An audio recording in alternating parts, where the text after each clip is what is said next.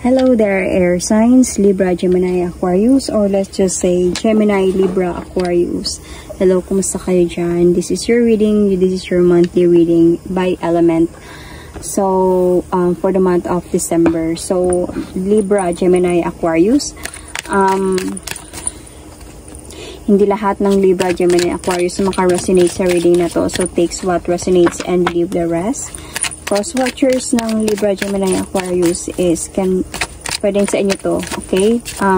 So put yourself in a situation kung saan kayo naka-resonate. Okay, so if hindi kayo naka-resonate sa reading na to, air signs, check your placements, guys. Pwedeng doon kayo maka-resonate, okay? So please do check your placement always kahit naka-resonate kayo dito kasi pwede makontinue doon yung reading ninyo. However, maka-resonate pa din kayo. So, let's start with this oracle card, love message. We're going to pull 3 oracle cards this session, this reading for the month of December. Oh, Libra, Gemini, Aquarius. Why?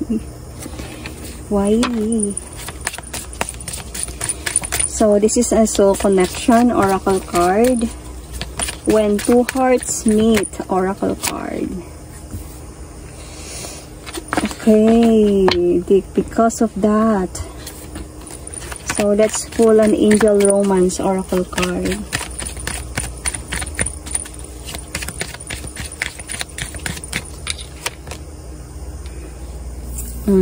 At least, honestly, Libra. Swerte sila this year 2024 when it comes to opportunity. So ang cards and oracle cards are separation, time apart from your partner is on the horizon. So temptation, think carefully about the situation because mas maganda yung opportunity na darating sa iyo siguro than your love life this time, Libra. So this December. So anyway, let's start with the reading. Ano ang nangyayari sa relationship ninyo ngayon, Libra, Gemini, Aquarius, Sun, Moon, Rising, Venus. So, Libra, Gemini, Aquarius, air signs, Sun, Moon, Rising, Venus.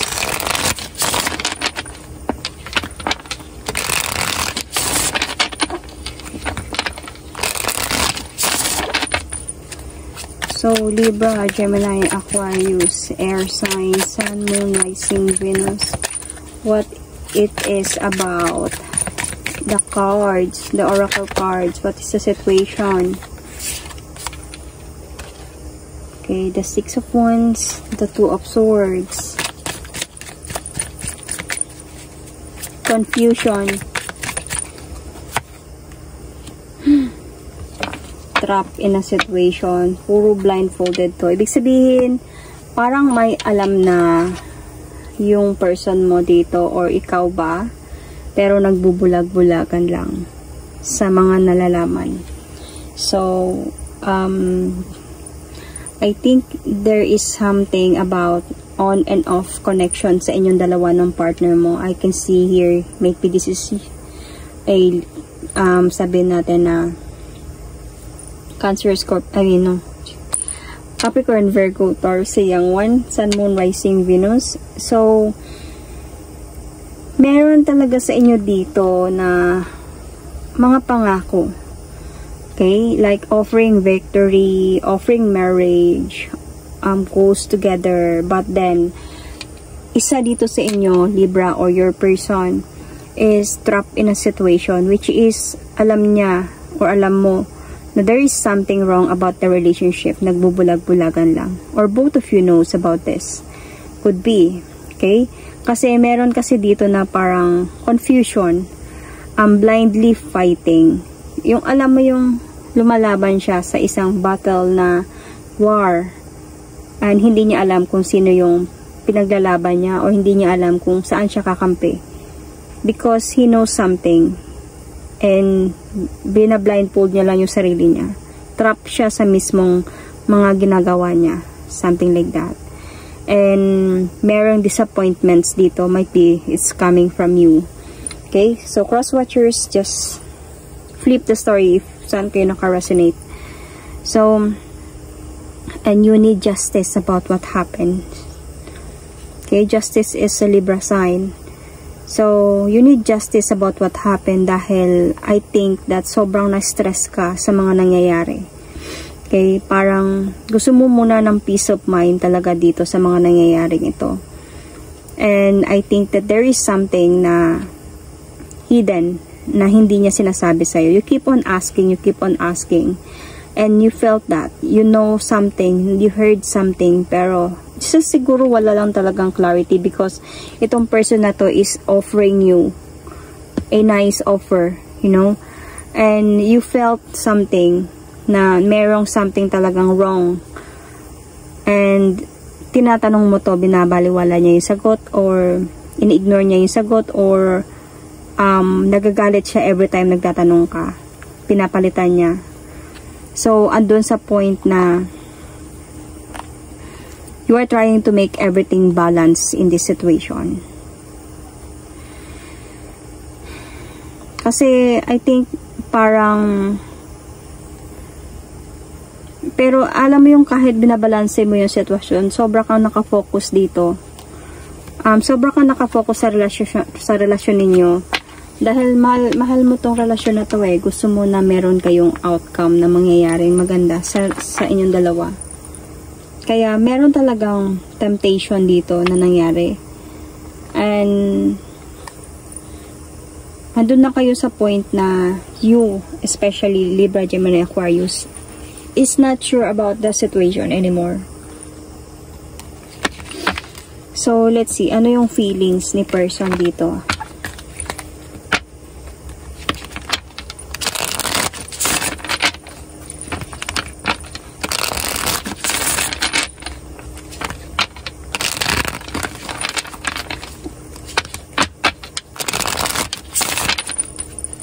So, ano yung feelings ni person para sa'yo, Libra? Totoo ba yung offer niya na to sa'yo? Or he's just pretending? Let's see. So, I can see here that... Wait lang, ayusin ko para may space.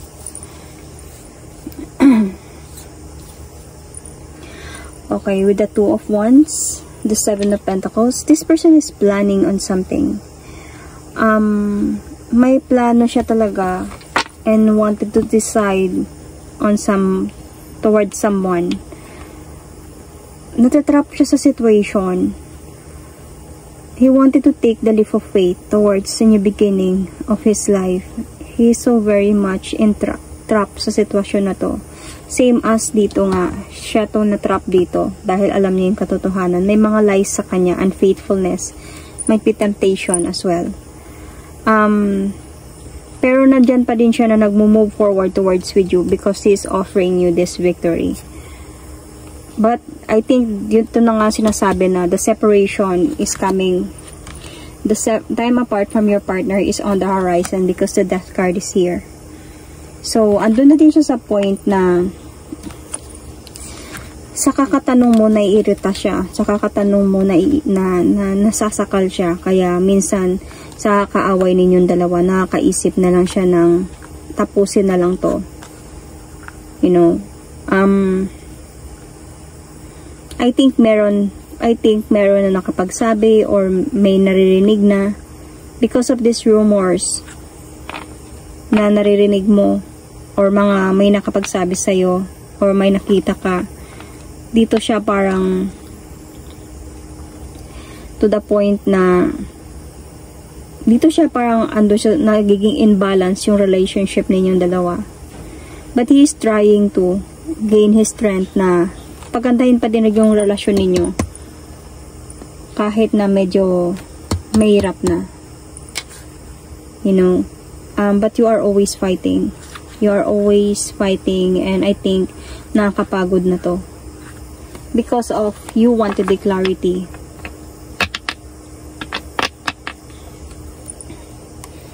Pero yun yung nararamdaman niya. May plano siya na to alam niya ramdam niya yung pagmamahal mo sa kanya. Kaya nga nagtatanong ka.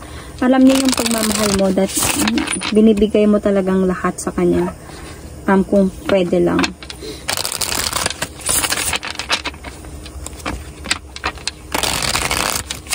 May plano naman siya na ayusin yung sa inyo. Pero I think meron talagang temptation dito sa relationship ninyo. Ayaw niyang malaman mo kasi siguro that's just so temptation lang. And wala siyang balak na seryoso, naglalaro lang siya, ganun. But the problem is, of course, when you are in a relationship, when you are in a commitment, serious relationship, hindi na dapat yung ganito. I think there is something wrong about your person. So, ano yung feelings mo towards your person? So, I can see a Cancer, Scorpio, Pisces. Feeling ko there is a Cancer, Scorpio, Pisces malakas sa chart ninyo. Libra, Gemini, Aquarius. Check your placements. Feelings mo. See? Andun ka sa point somehow, sometimes gusto mo munang mapag-isa. Gusto mo munang lumayo. Somehow, naiisip mo yon. Gusto mo i-test yung person mo kung gaano ba siya katigas. Gaano siya kalambot. Parang ganun. Kung mamimiss ka ba niya, hanap-hanapin ka ba niya. Gusto mo na mag-isip for the right path of your life.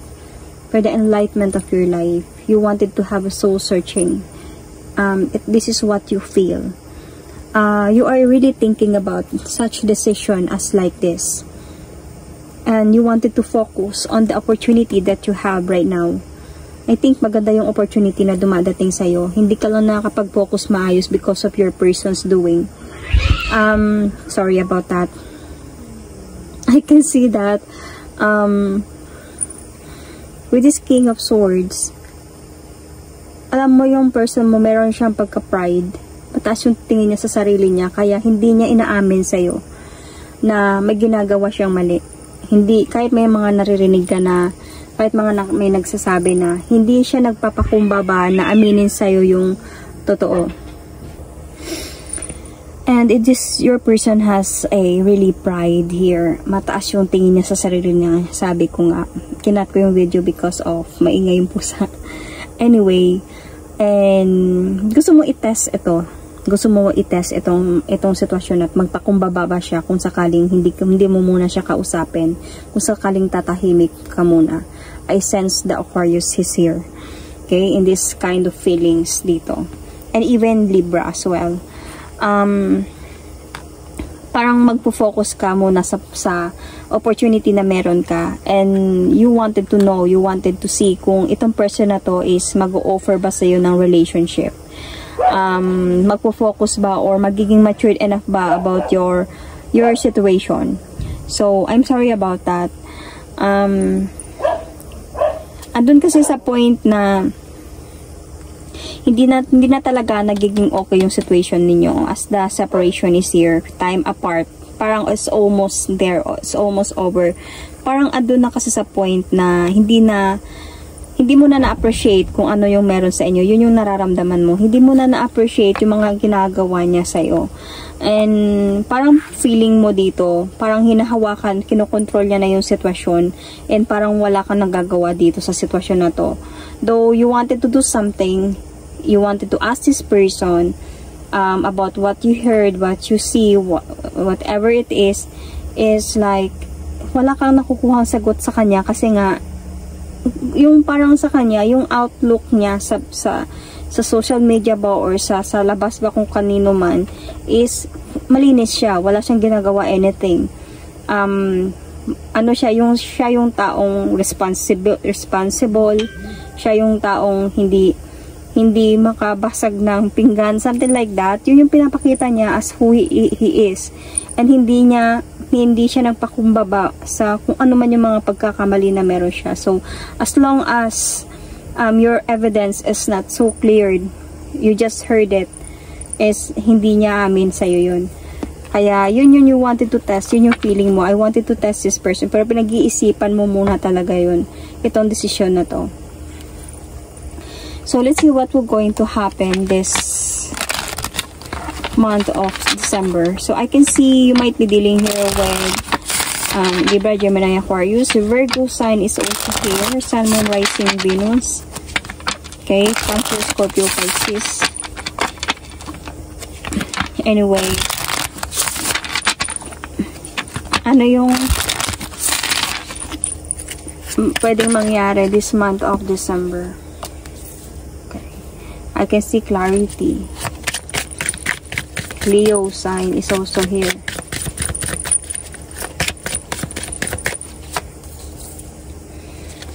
Okay.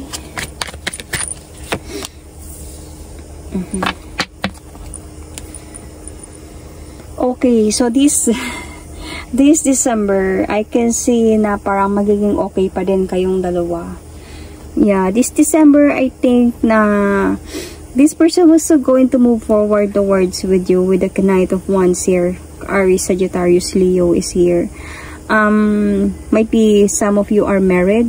Some of you wanted na having this really serious connection, serious commitment with this person.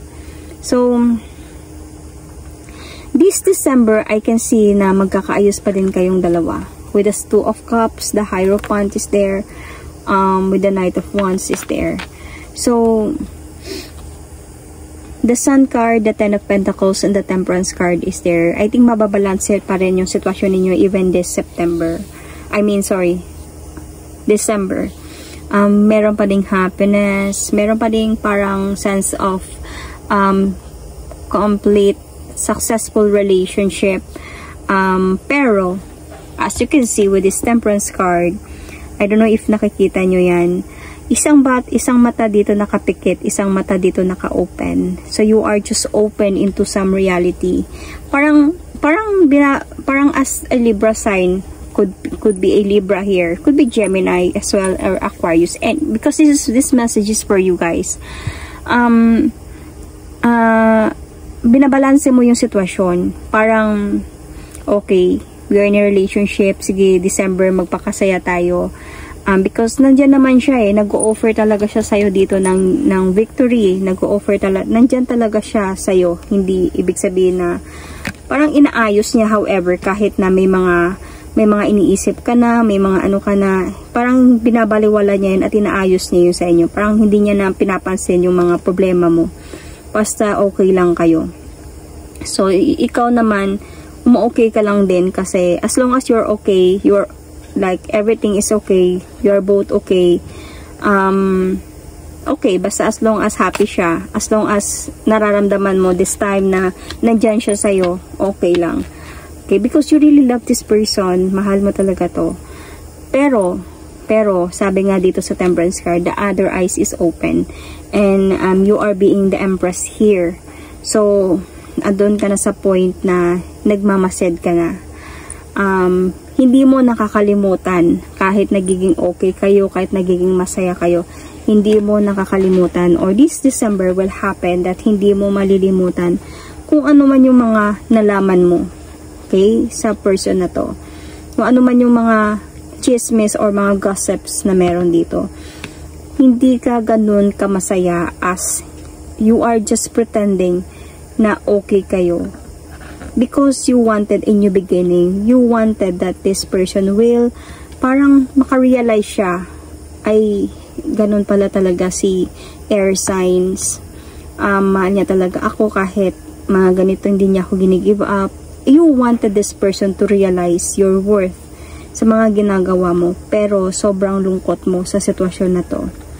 Sometimes, andun ka sa point this December, makakaramdam ka pa din ng lungkot. You know?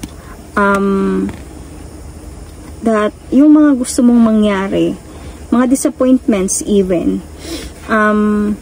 might be part of December, mangyayari to. Part of December, andun sa point na kahit saglit, magkakaroon kayo ng happiness, hindi mo pa rin makakalimutan yung mga bagay na yon. At ibabalik mo to sa kanya. Gemini sign is there.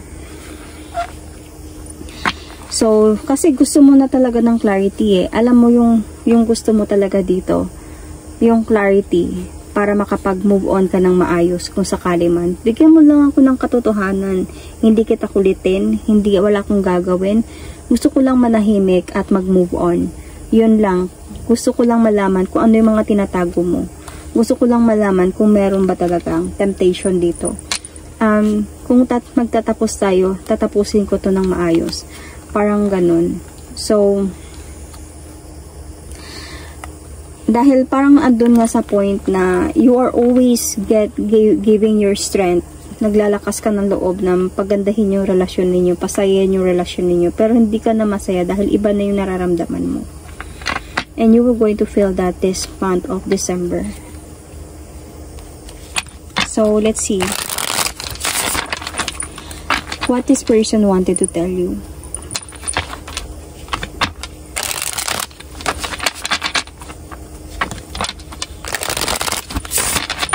Ano man yung katotohanan dito, nakadepende yun sa kung ano yung katotohanan ninyo. Kung naka-resonate kayo sa reading na to. Okay, Sagittarius sign is also here.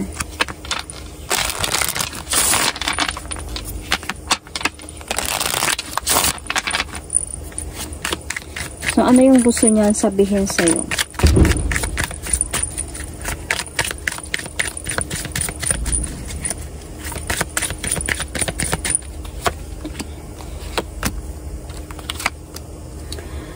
Okay, this is what he really felt from you. I am so very much trapped in a situation. Alam ko may mga pagkakamali ako, may mga lies akong sinasabi o ginagawa sa sitwasyon na to, sa relasyon na to. Pero alam mo, pinagsisihan ko talaga yon. Nagsisisi ako sa mga nagawa ko sa'yo. Kaya nga, gusto ko pa rin na mag-move forward towards with you. Gagawa pa din ako ng action to move forward towards with you because I still like to do some action towards with you. Gusto pa rin kita.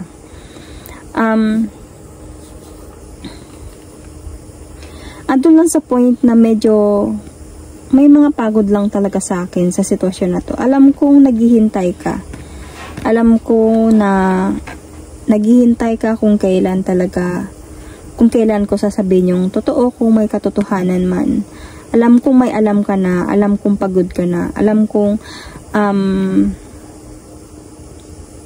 nararamdaman mo na, may intuition ka na about this.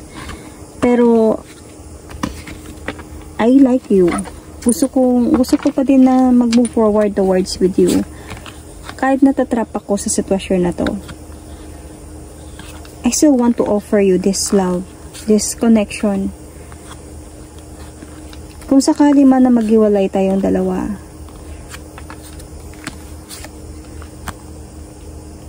at hindi na tayo mag-uusap pa, at malalaman mo talaga yung katotohanan na yun, parang hindi ko alam kung magiging masaya ba ako sa mangyayaring yun. Kasi honestly, hindi ko alam kung saan ako matututungo. Whether dito sa'yo or dito sa isa. I am very much confused about what is happening right now. Sobrang bigat ng problema ko talaga. Hindi ko lang pinapakita yun sa'yo. Kasi ayaw ko yung relasyon natin matapos kaagad-agad. Pero honestly, andun sa point na alam kong one day this situation or this relationship was still going to end. The cycle was still going to end to have a changes. But yet, I know that I'm going to move forward still towards someone which is you already know. But I wanted you to know na hindi kita pinaglalaruan. Mahal kita, minahal kita. And gusto ko talaga mag-move forward sa'yo. Pero I'm so very much trapped in a situation. Kahit hindi ko man lang sinasabi sa'yo yun, hindi ko pinapadama sa'yo yun kasi gusto ko maging masaya tayo during our relationship. Gusto ko maramdaman mo yung happiness kahit man lang saglit, kahit man lang during our relationship naging masaya tayong dalawa. Ayaw kong mag-isip ka ng problema, ayaw kong pag-isipan mo yung mga nalalaman mo or mga naririnig mo. Dahil you are someone special to me. Sobrang pinagsisihan ko to dahil sobrang ang bait mo sa akin. Sobrang binibigay mo yung pagmamahal mo sa akin. Sobrang wala akong masabi sa'yo. Kaya hanggang kaya ko i-handle ko to ng maayos na hindi mo maramdaman na nasasaktan ka sa sitwasyon na to kahit na alam kong masasaktan ka isang araw. So,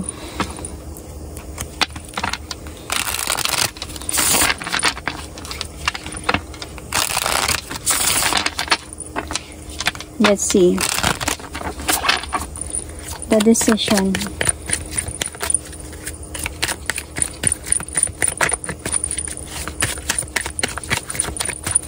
Capricorn sign is here. Aries, Sagittarius is also here. Aries, Leo, Sagittarius.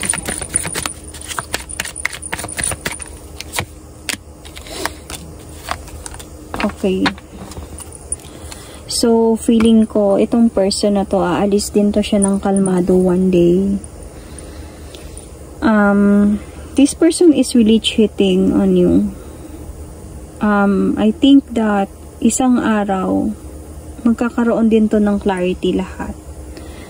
A new beginning will come into this relationship. Aalis din to siya to offer might be a new beginning to somebody else. But not to the point na hindi ka niya minahal. Mahal ka ng taong ito. Mahal niya yung relasyon ninyo. It's just that about the clarity na somehow hindi niya kayang accept yung offer mo to a serious commitment. I can see here that he is really waiting for a sign, waiting for the enlightenment about might be relationship. Okay, might be a past person about their pagsasama. Kung ano ba talaga yung sa kanila. Ayaw niya ng gulo. Kaya hindi niya pinapakita sa'yo to. Ayaw niya ng away. Ayaw niya masyadong nag-iisip siya o nag-overthink. Hindi niya kaya i-handle yun. Kaya lagi niyang pinapakita sa'yo na okay kayo. Magiging okay lang kayo and wag mo nang pansinin yung mga naririnig mo. But the problem there is on your part. Hindi mo nakakayanin to. Kaya kahit na paano siya mag-effort sa'yo, kahit paano siya mag-offer sa'yo ng new beginning, nakafocus ka pa din talaga sa problema na meron kayo. Nakafocus ka pa din talaga sa darkness na meron itong person na to. Okay? So, maybe because of this past, sa past ng person na to. Kaya, andun din sa point na pag ganito yung mga nangyayari, wala ding mangyayari. One of you will going to walk away emotionally here. One of you will going to just, I think this person will just going to maybe ghost you or alis, baliwalain na lang, baliwalain na lang yung sitwasyon kasi hindi talaga niya alam paano mag-communicate sa'yo. Hindi niya alam paano i-explain sa'yo. Hindi niya alam kung paano even mag-sorry sa mga nangyari, sa mga nagawa niya or sa mga tinatago niya. Siguro aalis na lang siya dito ng kalmado or just ghost you about this, parang leave you empty kasi hindi niya alam kung kanino siya mag-move forward, to you or to kung mayroong mang past person dito, to the past person. Hindi niya talaga alam and hindi siya even na makadecide. Kaya kung sakali man na maramdaman niya sobrang ano na talaga yung sitwasyon ninyo, sobrang hirap na, sobrang hindi na kaya i-handle, hindi niya na kaya i-handle yung situation dahil sobrang kukulitin mo na siya, aalis na lang siya dito ng kalmado, aalis siya dito like may ghosting na mangyayari talaga dito. Dahil tatahimik na lang talaga siya dito dahil hindi siya even sure. Hindi siya sure sa mga desisyon na gagawin niya. Hindi even siya sure sa kung ano man yung pagbabalikan sa past niya or kanino man. Hindi siya even sure kung kanino siya mag-move forward. Pero alam niyang masasaktan ka sa mga mangyayari. Alam niya yun. Kung sakaling aminin niya yun.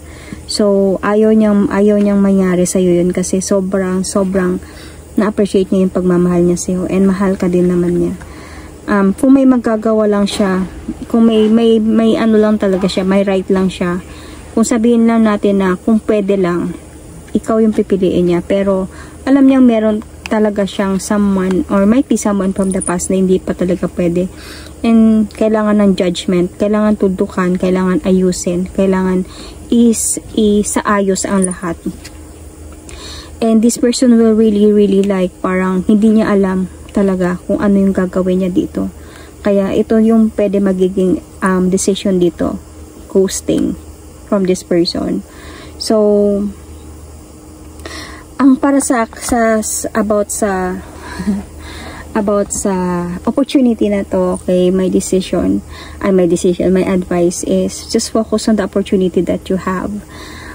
Ito yung ipo-focus mo. Huwag ka masyadong mag-focus sa person mo. Kung may mga nalalaman ka, may mga naririnig ka, may mga nararamdaman ka, at hindi niya naman sinasabi sa'yo, the truth will come out, you know. Malalaman mo to in other way. Kahit pa hindi ka mag-focus dito, malalaman mo to. Mag-focus ka sa opportunity na meron ka. Mag-focus ka sa success mo. Prioritize mo yung sarili mo somehow, kung ganito man lang. So this person, wag ka din palaging bigay todo sa sitwasyon na to. Try sometimes to like this, sa mga nararamdaman mo, sa mga iniisip mo, sa mga desisyon na gusto mong gawin, na bigyan ng space yung isa't isa. Try mo kung gaano kanya kamahal, kung gaano niya na hindi kaya na wala ka. And mag-focus ka sa opportunity mo. Yun yung pinaka-importante talaga. Dahil kung dito ka mag-focus sa relasyon na meron kayo, maluluka ka talaga. So yun yung pwedeng ma-advise ko sa'yo dito. Time will come, the truth will revealed, and maayos din ang lahat ng to in the right way, kung saan man, mapunta man sa'yo, mapunta man sa kung saan man, and everything will going to be okay. The important here is you are focusing on your opportunity. Yun yung importante, yung opportunity mo, wag mong pabayaan. So that is my reading for you guys, Libra, Gemini, Aquarius, Sun, Moon, Rising, Venus.